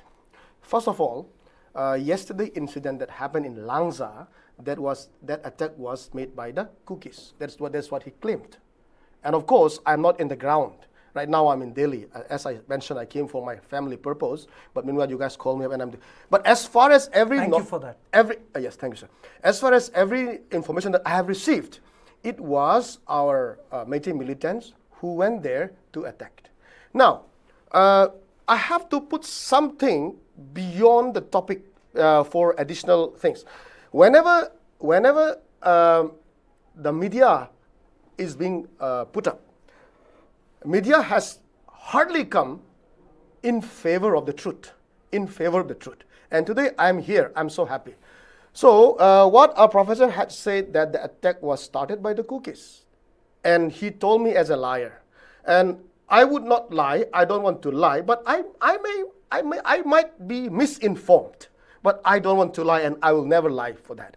But I might be misinformed. However, as far as the information I have got from the ground reality, is our valley-based community who went there to attack. And meanwhile, when the attack happens, the people who are defending themselves, they have to fight back. Fair enough. You said, Yes. the figures can go. Ranjana ji, you are there Yes. with us. I could not come to you, Ranjana ji, because, your net was not working. I know you are on phone line with me. Your comments, madam. Ranjana ji? I think Ranjana ji is not there. Madam Guiter, you wanted to come in. You had raised your hand. Yes, thank you, Kartike. Actually, I wanted to make 2 points here, like regarding that mutual coherence that we have in our JDU faculty and fraternity is something. I also have that mutual respect for Professor Bagadoinam. And it's really a tragedy and unfortunate that we, being from the same place, same state, working together for a development projects and all, and suddenly this violence happened, and it's not our choice, and we are put in such a situationship that one have to kind of either we mediate or we try to, because in academia we always try to bring about a solution to a problem. So trying to see all the facts and figures and not try to blame game at each other. That is one point which I want to make. And secondly, I also want to make a point on General Mason said about the Mera Paibis. Mera Paibis has been a women group, and we all know, and I'm a very strong advocate of gender equality. And but again, I'm totally against exploitation of women empowerment, exploitation of women in the name of empowerment. So in this present scenario, in this Manipur violence, presently right now, how the government and how Biren Singh's majoritarian politics is using these Mera Paibis is quite unfortunate to me. So there is one which I wanted to strongly make a point here, and in fact would like to condemn the way how they have been used as, in term when we look about how this the women protester was called out of their legions, and then who dotted a 200-meter long stretch from the Chief Minister Bungalow to the Raj Bhavan on that day to tear apart Biren's resignation letter by so another cabinet colleague along with them. So all this give a very, I would say, it makes a very good political optics. And secondly, the dictates of the Mera Paibis and the implication of this institutional ecosystem on the future of democracy in the state, it becomes very apparent here. Firstly, what General Mason was saying, and I could resonate his, anger towards in terms of how the army were not allowed to do their work, and then where you put ahead your women's group to block the army from doing their work. Like, for example, the blocking the deployment of Central Security Forces in the foothills, which has emerged as the buffer zone to secure peace on the pretext that they support the Kuki Zomi groups. right? And secondly, ensuring the release of members of two banned meitei terrorist organization on 2 occasions with full impunity. And thirdly, there is a large-scale mobilization of women and mobs in thousands, which frontally led the state police and the armed militants in unleashing attack on an arson of Kuki villages at, we all know, in Azigzang and Kopibung and Khamenglok on the 11 and 13. So these are some of the examples where, in principally, I have a lot of issue on how political interest is kind of exploiting women in the name of, empowerment, and also on where the impunity of the woman, if where armed forces cannot are restricted because of the gender equation. Okay. So this is the point which I wanted to make, and this kind of love-hate relationship of Biren Singh with the Mera Paibis may not be very conducive for future. I think, Madam Goite, it's beyond a person now. There's a word which which has stuck with me: peace with justice. General Meston has served in Rwanda. How can there be peace with justice in one? What is your ground experience from Rwanda? That's the worst genocide which took place in the last 30 years. How was it controlled? Yeah, it was actually not controlled then. The United Nations were there. They could not control it. And in fact, the people developed hatred for the United Nations peacekeeping forces. I was not part of the United Nations peacekeeping. One is the peace enforcement. I was there as a UN military observer with people from various other nationalities and monitoring the peace. And obviously, the whole system failed. And I think it was brutal killing by each other. But finally, the president of Rwanda realized that it does not require an external solution. The internal solution is to resolve the differences between the Hutus and the Tutsis. And therefore, he did many, many positive things, had a lot of delegations and, talking to people from both the ethnicities, and he constituted teams, and it took lots and lots of time. Now, I was not there, of course, then, because this is all later. I've been only hearing from the people and through the internet. Everything happened so amicably. There were peace marches. That is how I got the idea. I said, and if you recollect, Kartikeya stated, let us use women, children, aged people from both the ethnicities. Let them, constructive way you have to use them, not in a destructive way, the way they have been used now. Get both the communities, announce on loudspeakers, a neutral team is required. Get the people walking together on the streets from both ethnicities, ladies, children, everyone walking together with the placards. We reconcile. This is what it is. It is our land. It is our people. We are dying. It is Manipuris who have died. All these humane messages, when they go, it makes an impact. And thereafter, the terrorists are all known to each ethnicity. Today, every ethnicity, they know who are their terrorists. After all, the women got the terrorists released who had killed the Indian army. They knew that they were terrorists, and they knew that one of them was the leader of that gang which killed the Indian army soldiers. So people have to be involved. It is a people's problem. The people have to sort it out. We as outsiders and the governments can only get these people moving. People can be swayed the way you want to sway them. People of this country are very good. I have served in every part of India. Northeast, I have been in so many places, right from Mizoram to Nagaland to every place. The people are very, very good everywhere, whether it is Kashmir. People have to be just brought together, and that is a responsibility. And that is why, if you see, Kashmir, the Indian Army was always doing Sadbhavna missions. We have taken people from that part of the country to so many parts of the country, got them, met with the president, the prime minister. So some kind of a thing has to be thought of. And all the people, language is very important. Yeah, I recollect. One word can just make a difference. Like someone is speaking, you rightly said, not to say he is lying or he is doing this. We should not even resort to. He's got a point of view, just accept it or don't deny. So our language has to be very decent. Language by leaders, language by people of Manipur has to be very, very respectful. Half of the damage in the world is done because of wrong words, wrong language. And let me tell you, today the first time in my life I've been coming on TV channels now almost since 3 years, courtesy Afghanistan, and I have never ever raised my voice in any TV channel, including with Pakistanis. They also respect me. They always call me General Saab ne ye jo bola. But this is the first time I had to raise because there was a direct discussion, and now I will not reiterate whatever happened. So otherwise, I'm one of the most coolest man. I always look for reconciliation, and I've been known in the Indian Army for my this approach. So reconciliation approach. In fact, now I started thinking that I wanted to collect some very like-minded people and take this proposal to the MHA and take a team myself. And we can touch the hearts of the people. It is possible. Everything is possible. To divide people is possible. To unite people is possible. Who has to decide? People like us. The central government, after all, today, we all keep telling central government, we are all part of the country. Why can't some of us people take initiative, give a proposal? Every attempt should be made. People are good.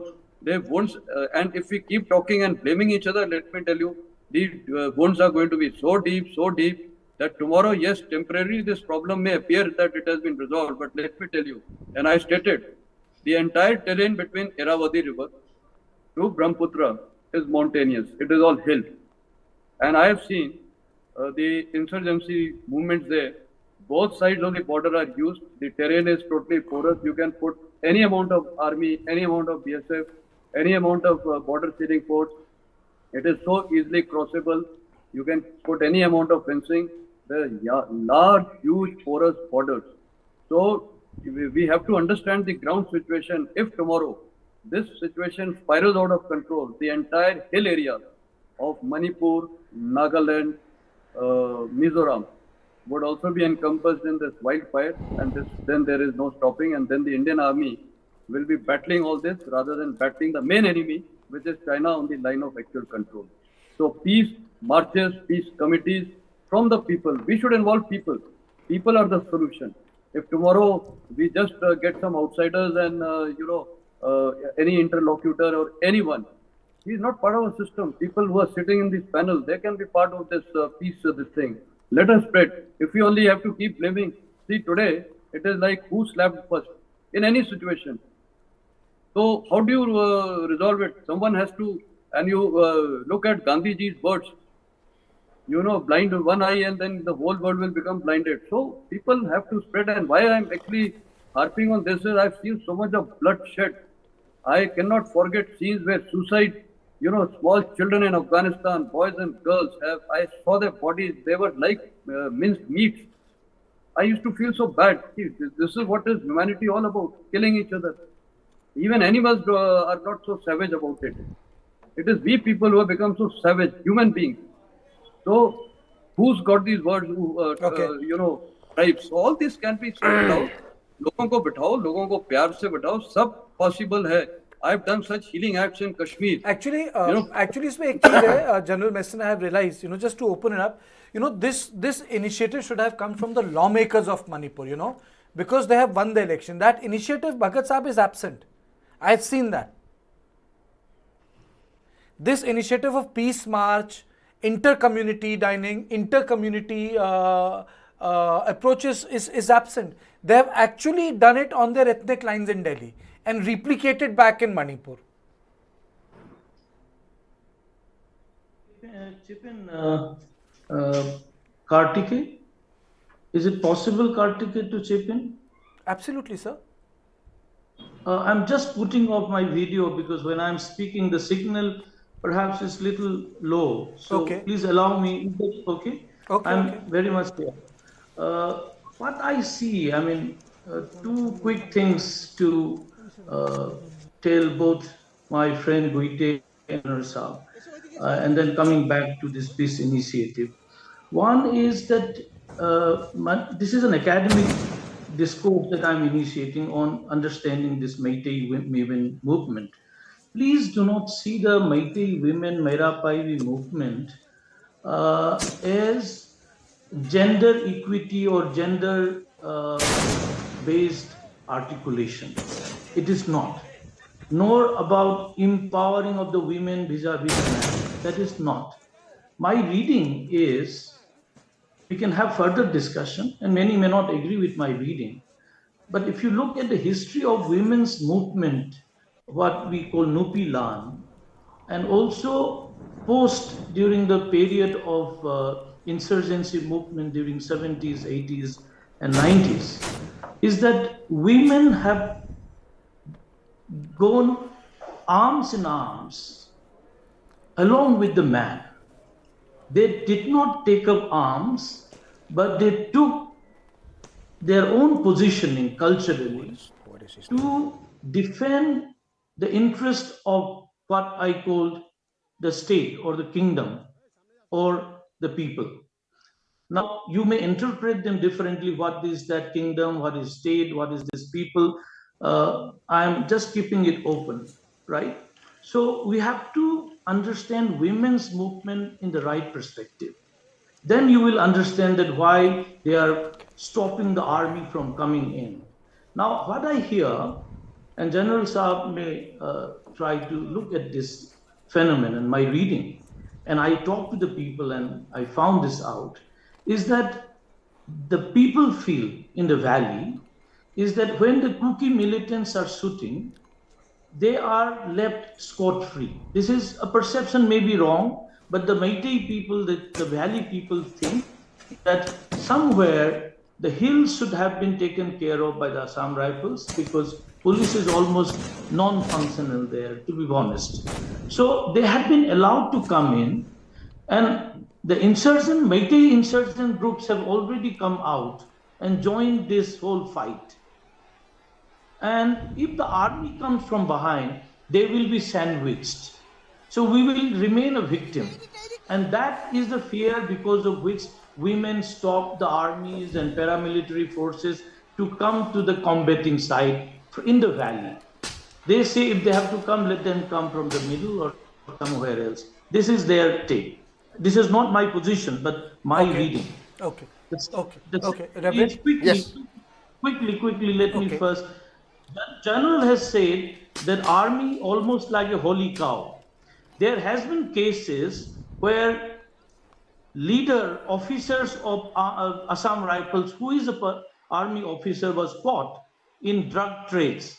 And if you want, I can send you the name and the case. This is already in the public discourse. So there are also elements within the army. So army is not a holy cow. Now the point that I feel is, supposing we start the Trek 2 discussion for peace, and in the ground, what I saw is an uninterrupted violence that is happening from both sides. So is that talk going to succeed?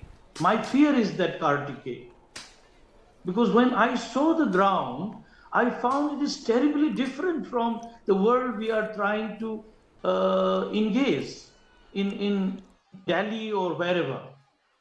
So somewhere there is a drastic gap. So my fear is that the peace initiative, even if you begin from Delhi, unless the violence stops in the ground, that's not going to help much. Okay. Reverend? Yes. Yes. Please allow me to speak for a longer time as you have allowed them, because whenever I speak, just in a few seconds, you cut me. Okay. No. Please speak. Yeah. I'm still with my topic. I still need to answer to the debate that has come to me from Professor Bhagat. So about yesterday's incident, I'm still on that. I want to be very practical, not on talking about history and all those theoretical terms, but I want to be very practical.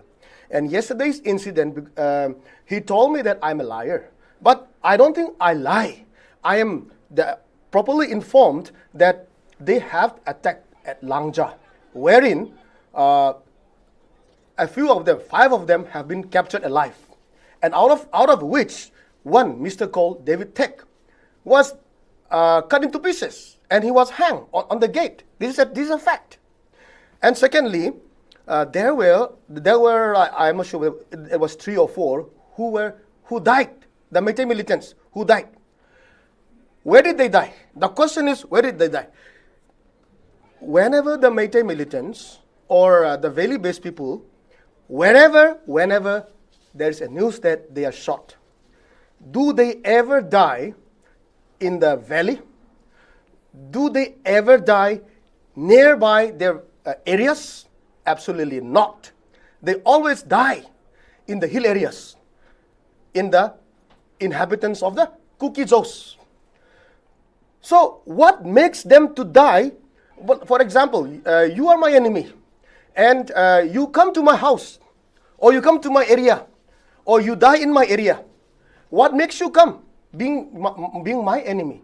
That means you are trying to attack me. That is why when you attack me, I have to defend myself. I have heard this logic that. Yes. I've heard this logic. I know what you're trying to say. Let me continue, that you sir. are trying to defend your village. Let me continue. Let me continue. I am not defending. It is a fact. It is a fact. All those who have died, they have not died in their own valley places. It is always in the hill areas. Prove me. Give me a proof that any of our brothers from Meitei community have died in the valley. Reverend, first of all, first question. I'm not trying to cut you in. Secondly, the reason why I invited Reverend yes. you was, yes. in your opinion, what yes. is the solution for peace? That is why my invitation was. Yes, but then because all the debates have come, why do you get? So why I do you need get? to put that. Why do you get? Someone all said debates something. Have come. Someone said something, and you said, "Okay, One fine. minute, sir. Your view." I will come to your point because since I'm here, you know, so I want to make use of my time here. And there was, you asked me what is my view about the solution. Okay. The solution. You allow me. I will continue, sir. I have only got. See, just day before, just 2 days ago. 2 days ago in Gwaltabi, which is under Saikul subdivision of Kangpokpi district, there were 5 Meiteis who went into Gwaltabi village, which is the Kuki dominated areas. They were not killed. They were captured alive. They interviewed. They talked to them, and then later on they were handed peacefully to the hands of the Assam Rifles. Okay, so this shows that we are a peace-loving community and we don't want to create war. We don't want this violence. Nevertheless, I'm coming to the point. This news has come very clearly, and even those 5 Meiteis who were interviewed alive by the Kukis, they said that they are so thankful towards the Kukis for releasing them. Point is taken. My question was. 1 minute, sir. 1 minute, sir. I'm coming to the solution. Please allow me to speak more. You have always been allowing them to keep talking, and whenever I speak, you are trying to stop me. Please allow me once more time. I have to insert some truth. Nevertheless, in spite of this fact news, not fake, fact news, there was a news from the Shanghai Express, which is a Imphal-based local news. Shanghai Express, very, very famous and dominated news in the whole of Manipur, English, that those 5 people were rescued by the Assam Rifles. That news, the good gesture that was created by the Kuki communities, releasing the 5 Meiteis alive, was hidden, and it was rather big in the news that Brijesh made this point that this channel, News 9, has not once casted aspersion neither on Indian Army nor on Assam Rifle. Both me as the editor and Brijesh as the input editor, have maintained that people can have their views on forces, but we as a channel have never casted a shred of doubt on the professional work and attitude of the Indian Armed Defence Forces, Assam Rifle, ITBP, BSF, any of it. They do their job under a lot of constraint. That is right. They do their job under a lot of constraint. In a democracy, people can have their views. In a democratic structure, people can have their views. But we as a platform, we maintain that the professionalism of the armed forces and Assam Rifle, ITBP, BSF, Indo-Tibetan Border Police, and I can just go on, we don't question it. But in a conversation, we can allow different point of views. So because, there is also an issue of time. Okay. Can you tell me the solution. What is the way forward? The way forward now, the central government is capable of making the solution. And we have been pleading to the central government to bring a solution. The way how they are going to bring a solution, that is up to them. But they have every capacity, every capability to control the situation. And so far, the one thing that has been a big question, not only to the Kukis, but also to, I think, to everyone around. Why is our respected Prime Minister, Sri Modi ji, is still a mute spectator Reverend, in this regard? I asked you a solution. You should give the solution. Yeah, the solution is not only... Okay, can you ask me a question, Karthike? Can you ask me a question? Okay, what would be the solution? I think the solution should be that for me, in my limited wisdom I have sitting in Delhi, at least all the MLAs of Manipur should come together and they should hold a peace march from one end of Imphal to another end of Imphal, saying that we are all Manipuris. Okay, I have a counter on this. They have chased us out of the valley. Okay, they have chased us out of the valley. Wait a minute. All our houses, properties are burnt in Imphal, and so they have chased us out. They have separated us. No, Reverend. So they have separated us. Reverend, there are shades of truth. Who am I to say? There are shades of truth, and who am I to sit in judgment? Yes. Brijesh should have the last. Brijesh. Well, I think, what, Reverend, there are two things I would like to clarify and make it very abundantly clear. Madam Goithe is a regular in our program, and since this is the first time you have come to our show, you can have a word with Madam Goithe that we don't interrupt anybody. And trust me, if we give Professor Oinam Bhagat 3 minutes or 4 minutes to respond, you can also have a word with Madam Goithe that how much time we give. It's like, we are not a partisan or a party to the Manipur thing. We are not Kuki, Meitis, I understand. And neither we make anyone holy cows. That is the reason why, the reason why people come to our show is that they know for sure that our attempt is to find peace, attempt is to find the truth which is happening, unraveling, and not like, we would want to take side of one side or not take side of the other side. Brijesh. There are Kuki guests as well, there are Meitei guests as well, and both sides. Absolutely. And let's play the bite of Biren Singh once again. Biren Singh. His appeal. Let's play the appeal of Biren Singh once again.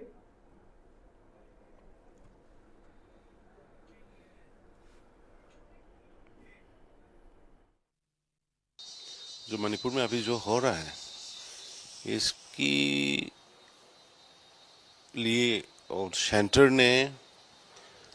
Government से और Manipur government से और अपने minister MLA लोग से और अपने party से जो अपने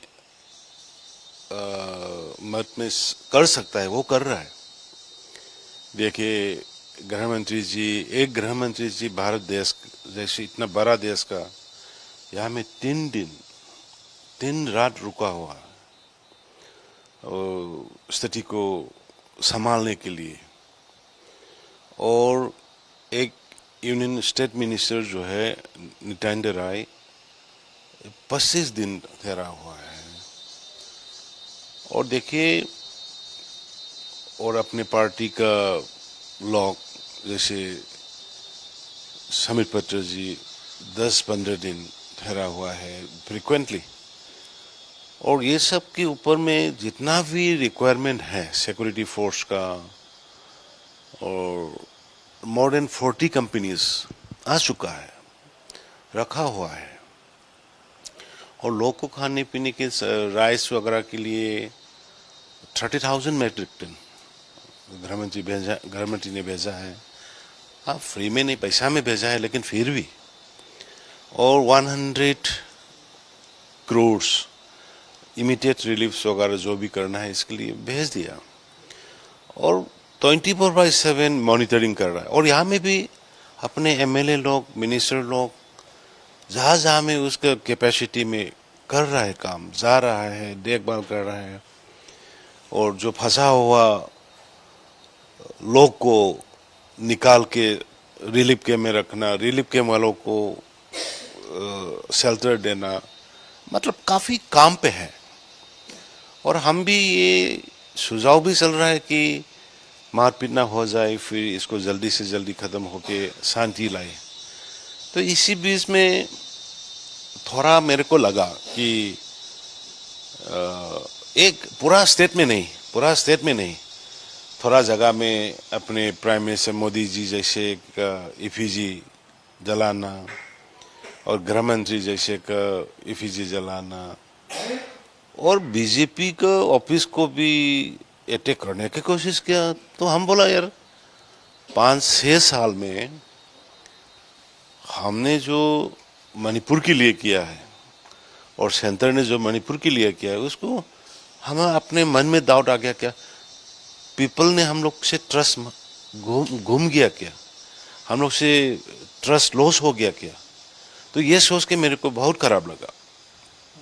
तो कल परसों लेटेस्ट में बाजार में एक डेड बॉडी लाया हुआ है, ये एक एक्सीडेंट लेमेखो में हुआ, एक नौजवान का डेड हुआ।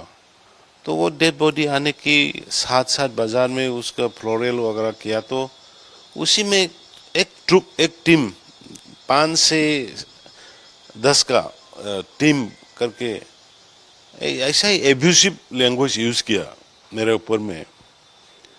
तो मेरे को अच्छा नहीं लग रहा था क्योंकि अरे इतना भी कर रहा है सब कुछ मिलके और मेरे को इतना ऐसा करना है तो क्यों, मॉरल रेस्पॉन्सिबिलिटी हमको ऐसे मेरे को ऐसा करते हो पीपल से मेरे ऊपर में जो विश्वास उड़ गया ना क्या, तो उसी वजह से हमने ये फैसला लिया था।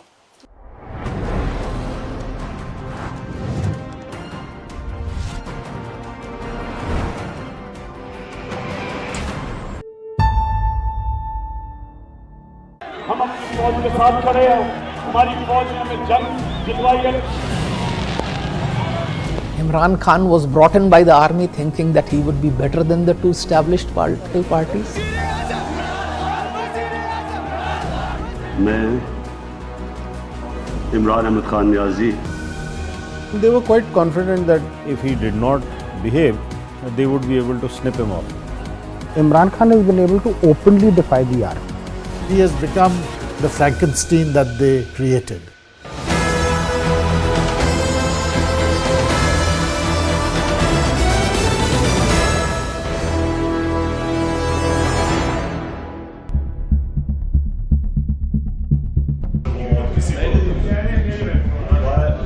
ओके जी, शुरू करें। मैं आज अल्लाह का शुक्र अदा करता हूँ कि 22 साल की struggle.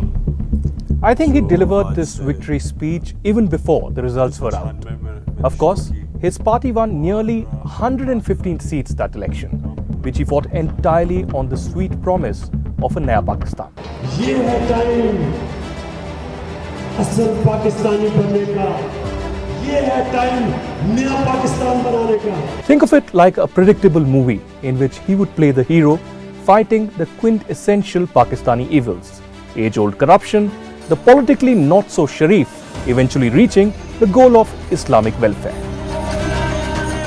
But who knew that in a dramatic plot twist 4 years down the line in 2022, Khan, the blue-eyed Pakistani cricketer turned politician, would become the first Prime Minister to be bowled out of power following a no-confidence motion. The resolution for vote of no confidence against Mr. Imran